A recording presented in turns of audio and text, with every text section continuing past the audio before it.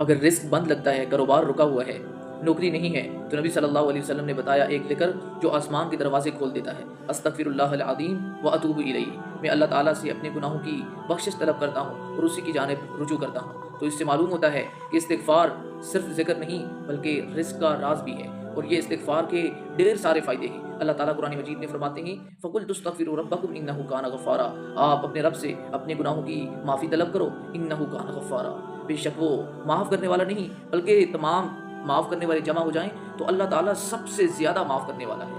یرسل السماء علیکم مدرارا، اللہ تعالیٰ آسمان سے استغفار کرنے کی وجہ سے موسلا دار بارش برسائیں گے۔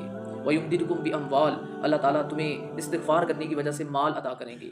وَبَنِينَ، اور تمہیں اولاد عطا کریں گے، بیٹے عطا کریں گے۔ وَيَجْعَلْ لَكُمْ جَنَّاتٍ، اور تمہارے لیے جنتوں کے اندر باغات بنائیں گے۔ وَيَجْعَلْ لَكُمْ أَنْهَارًا، اور باغات کے ساتھ ساتھ جنتوں میں آپ کے لیے استغفار کرنے کی وجہ سے نہریں بنا دیں گے۔